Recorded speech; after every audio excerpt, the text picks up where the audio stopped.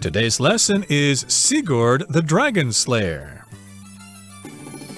Hi, everybody. I'm Roger. And I'm Mike. And today we're going to summarize a story from Norse mythology, which is always fun. We do this every once in a while. We find an interesting story from Northern Europe there, and we kind of tell you all about it. This is the story of Sigurd the Dragon Slayer, somebody who slays or kills dragons. Oh my gosh, this sounds pretty exciting, but you're right. Often when we talk about myths and folklore from Europe, we generally think of Greek and Roman myths. Those are probably the most famous ones, from the actions of the gods to Troy to Hercules and stuff. But yes, Northern Europe, the Scandinavian countries, the Viking realms, they have a lot of wonderful myths. And maybe it's because Thor is a popular movie hero these days. Thor, of course, is a god from Norse myth, just like the story that we'll be reading today. So who knows? Maybe we'll be seeing some cool movies. I think the title already should get my money for a ticket.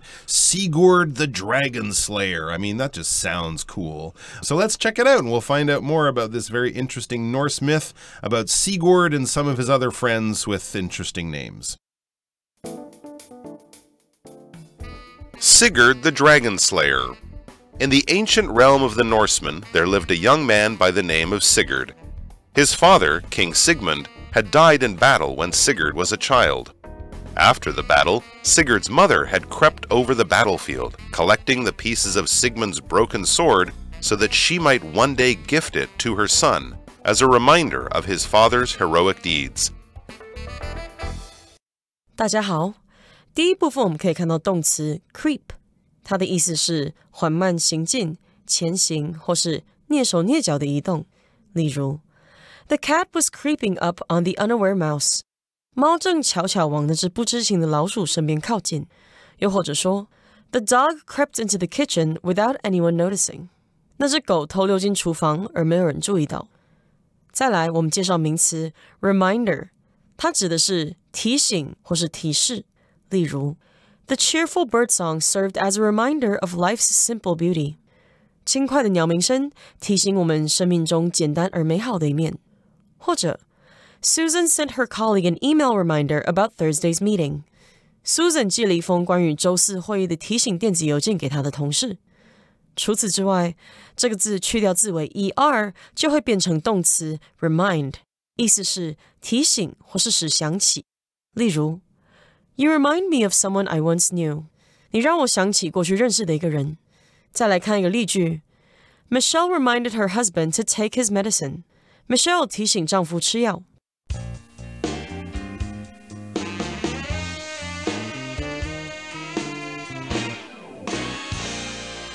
Okay, so let's talk first about the title here. Of course, a slayer is somebody who slays or kills something. And I should mention that in European mythology, dragons are considered mean beasts that you want to fight with. Whereas here in Taiwan, of course, the dragon is an auspicious creature. You don't want to kill it. So please understand the difference there. In Europe, they like to kill their dragons, whereas here, dragons are revered. But we've got this guy named Sigurd, and he's going to kill this dragon. So here in the first part of our lesson for today, it says, In the ancient realm of the Norsemen, there lived a young man by the name of Sigurd. So we're going back to the realm of the Norsemen, and it's the ancient realm of them. Realm is kind of like the area and the time where they live. And Norsemen, of course, are referring to people in Northern Europe, especially in Norway. And, of course, we've got this young man who has the name of Sigurd. So we do have this phrase, by the name of, just means this person had this name. All right, and Sigurd wasn't just your typical Viking Norseman. No, he was quite a special young man. It says his father, King Sigmund, had died in battle when Sigurd was a child. So he's a prince, basically. I can call him that because his father was a king. His father was killed, though, so Sigurd could become the king very, very soon. But he was from a royal family, and like happened back in those days, kings would often go off to lead their armies in battle. Then they would often get killed killed, too, because war is a dangerous thing. It even was back then. So Sigurd, he was a young man who lost his father, the king, after the king was killed in a battle. Then we read, after the battle, Sigurd's mother had crept over the battlefield, collecting the pieces of Sigmund's broken sword so that she might one day gift it to her son as a reminder of his father's heroic deeds. Wow, so if this sounds like something out of Lord of the Rings, well, that's not a big surprise. Tolkien, the author of Lord of the Rings, was very influenced by a lot of these older European myths. His mother and the former king's loyal wife had crept over the battlefield collecting the broken pieces of his sword. To creep is basically to move quietly and carefully, trying to avoid notice, trying to avoid being caught or seen or something like that. You might creep through the house in the middle of the night to get a snack. You're moving and walking very quietly so you don't wake people up. Or you might creep around because you don't want guards or some security cameras to see you if you're a burglar or you're escaping from somewhere. She was obviously in danger of being killed in this battlefield or being caught, so she had to move very carefully and quietly over the battlefield, the field where they had a battle. And if you imagine after the battle, it would be filled with wounded soldiers and all sorts of broken equipment and dying horses, and it would have been an awful scene. So there she is, creeping around trying to find her husband's, or her former husband's, broken sword so that eventually she can give it to her son. Exactly. So, yes, she was moving carefully in a lower position over the battlefield because maybe some of the enemy soldiers were still around and they might shoot her or something. So she had to kind of sneak over the battlefield, and she found all these broken pieces of Sigmund's broken sword because she was going to gather them all together and one day give it to her son as a gift. And why was she going to do that? Well, it would serve as a reminder of his father's heroic deeds. A reminder, of course, is something that reminds us of something or lets us think about something again that happened in the past. You might have your best friend in high school or something, and they give you a sort of gift, maybe a stuffed animal, as a reminder of your friendship. So when you have this gift and you look at it in the future, you can think back about your great relationship. Oh, I really remember that person. Boy, do I miss him or her. Absolutely. And notice how we're using gift as a verb, to gift it to her son. Yeah, if you give someone something as a gift, you are gifting it to them, especially if you're kind of passing something down. The father might gift his golf clubs to his son or something. These are the first golf clubs I had. I want you to use them and you can give them to your son one day. That kind of idea. So you're giving it in a special kind of way to a person as a reminder, yes, to help the son remember the father and his heroic deeds. If you're a hero, you do wonderful, amazing things and accomplish wonderful, amazing accomplishments. So you are doing heroic things or heroic deeds. You are doing things in the manner or like a hero. Wow, this is exciting already. Okay, that brings us to the end of the first part of our lesson. Let's move on now to the second part and find out what happens next. Lacking a father, Sigurd found a mentor in a man named Regin, an experienced soldier and skilled blacksmith. When Sigurd came of age, Regin told him of a great treasure guarded by a fierce dragon named Fafnir, who was terrorizing the land. Sighing, Regin explained that Fafnir had once been his own brother, but had fallen under the influence of a cursed ring that had sparked a terrible greed in him and transformed him into a dragon. The gold had brought Fafnir nothing but misery, said Regin, and he wanted no part of the treasure, only peace for his brother. 第二部分我们看到动词 transform， 它的意思是使转化或是使转变改造。举例来说 The historic area beside the river has been transformed into an outdoor mall. 那个河边的历史区域已被改造成一个户外购物商场。又或者说 Climate change is transforming the environment. 气候变迁正在改变环境。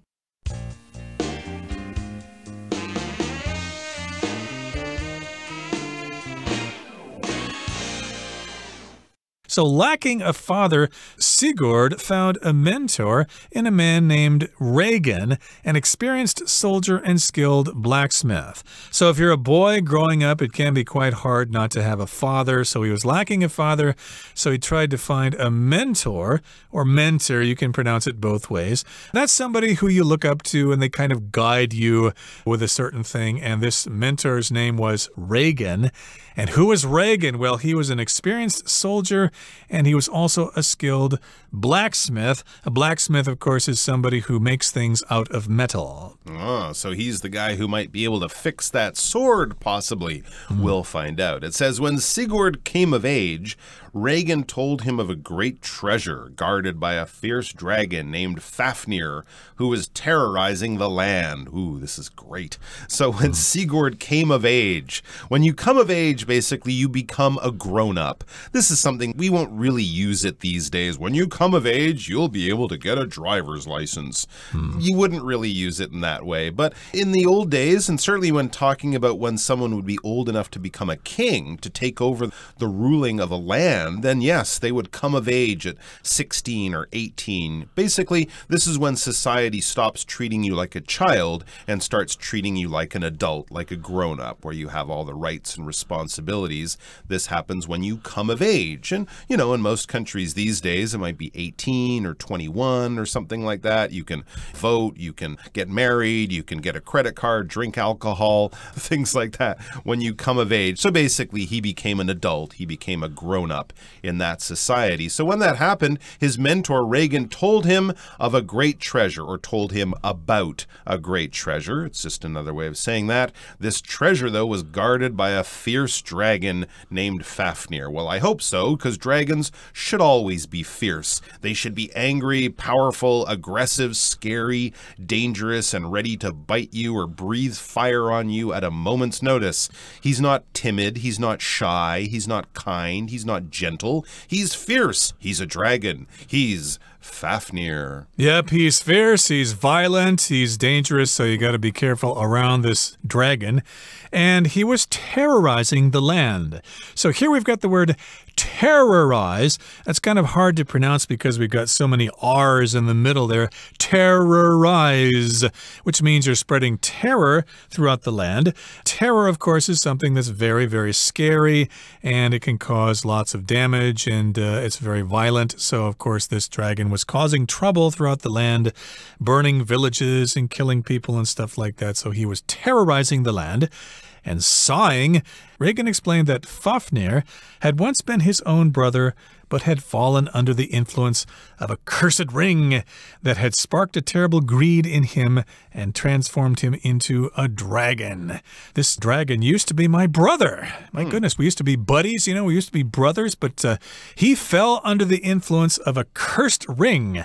If you fall under something, that means you're influenced by it, and this, I guess, is what happened in The Lord of the Rings. Was it Golem who fell under the influence of the ring? That's right. Then Bilbo Baggins got the ring or something. That's another story. He fell under the influence of the ring. Right. Or you could say you fell under someone's spell.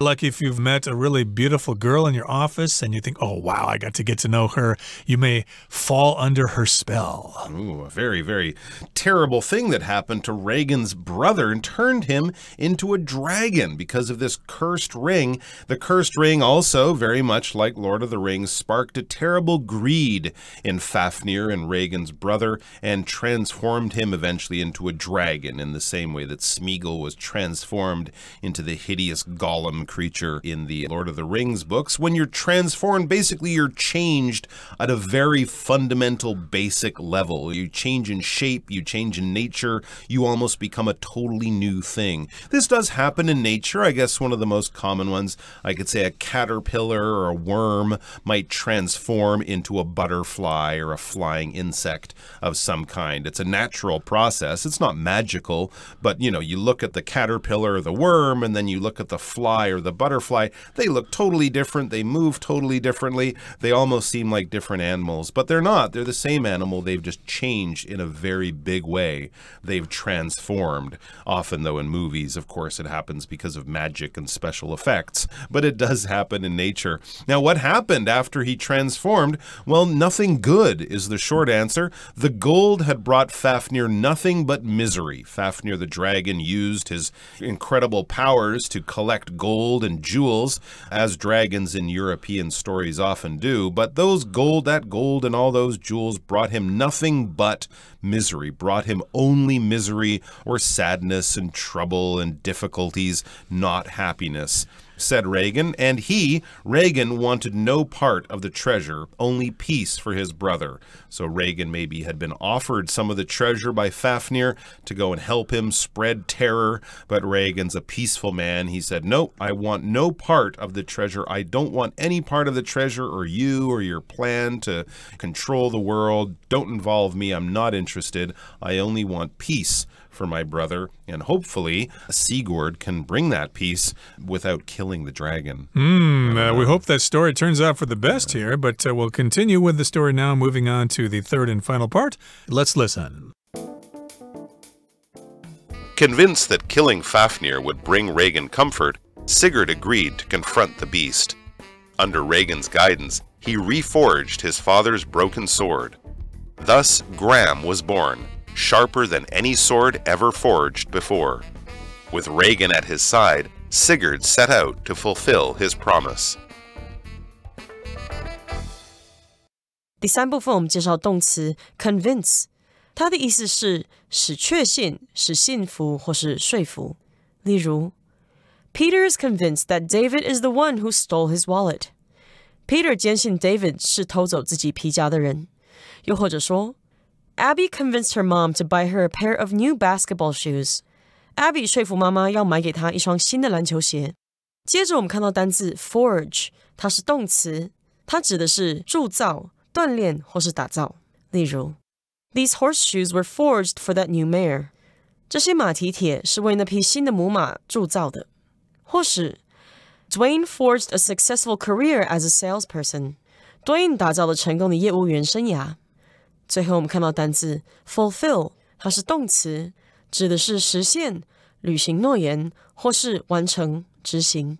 例如 Brad fulfilled his childhood dream of becoming a famous soccer player. Brad 完成了他的童年梦想，成为一位有名的足球员。或是 The Prime Minister fulfilled his promise to raise the minimum wage. 该首相实践了自己要提高最低薪资的承诺。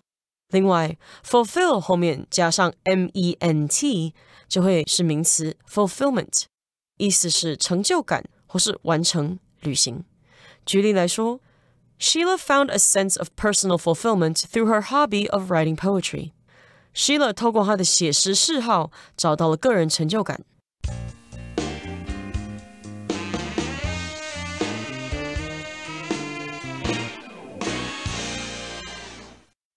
Okay, so let's continue now with the third part.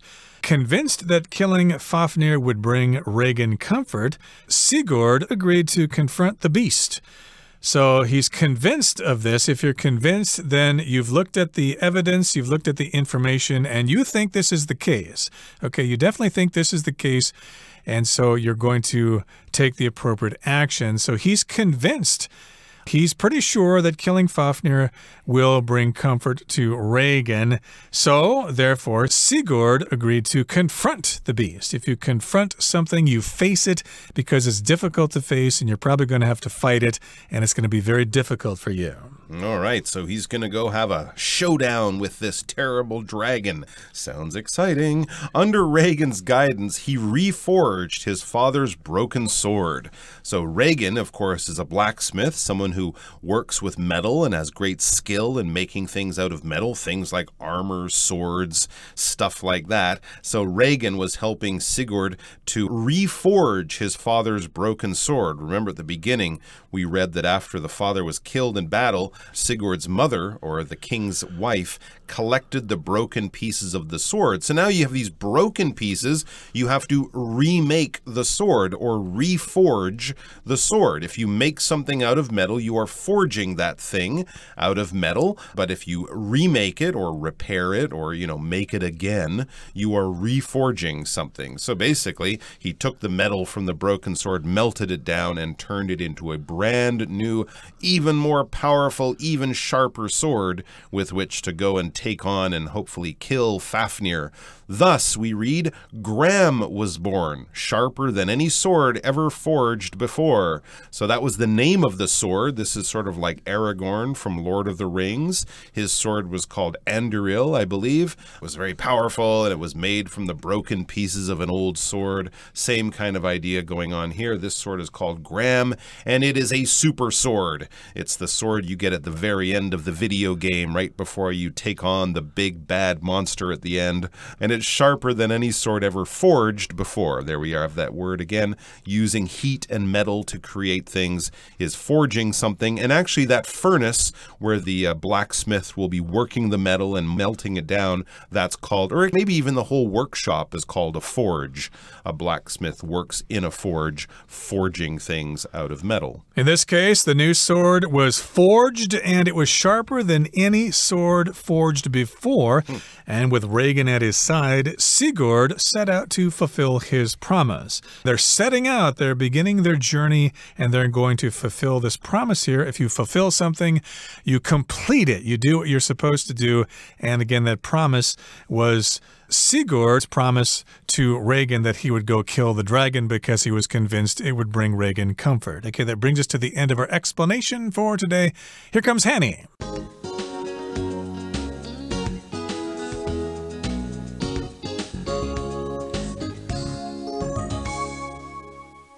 各位同学大家好，我是 Hanny。 我们来看今天的文法重点。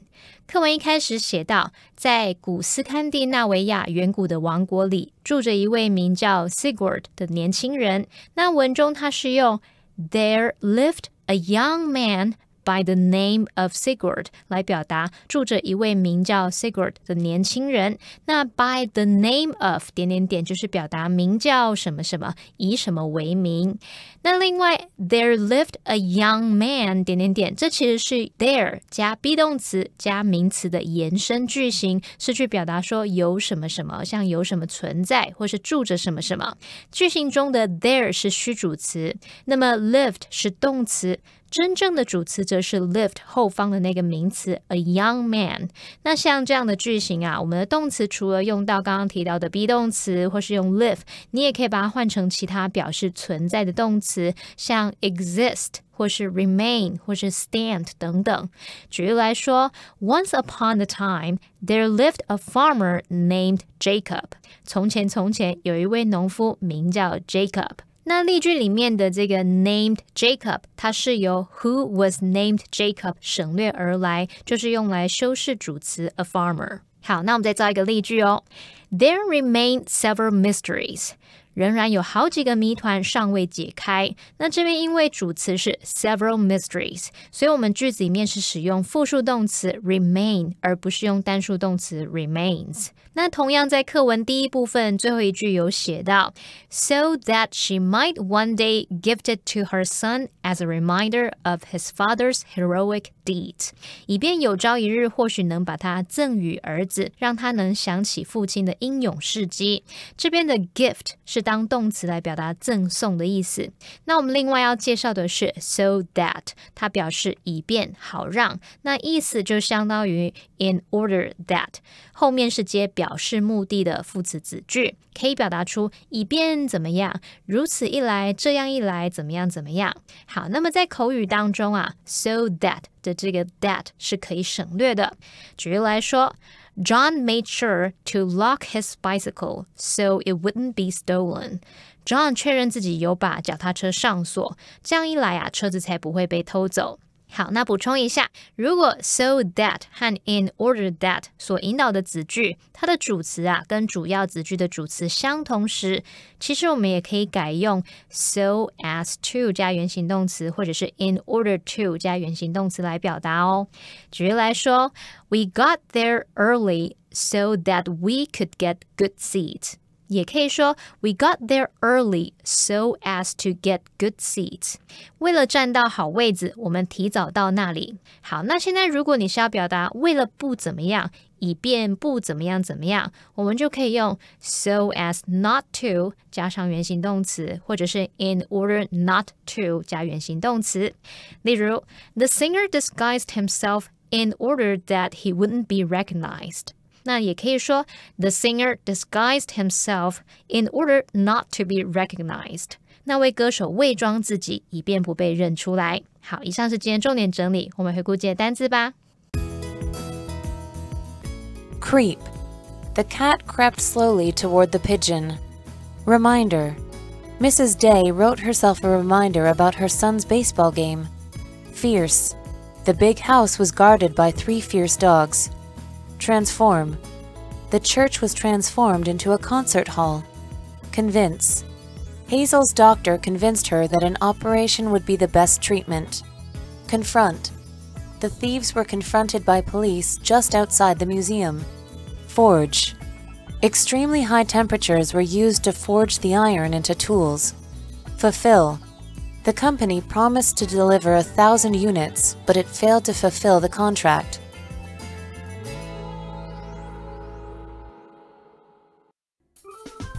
Well, that brings us to the end of another edition of our program, and please make sure you join us again next time. From all of us here, I am Mike. I am Roger. See you next time.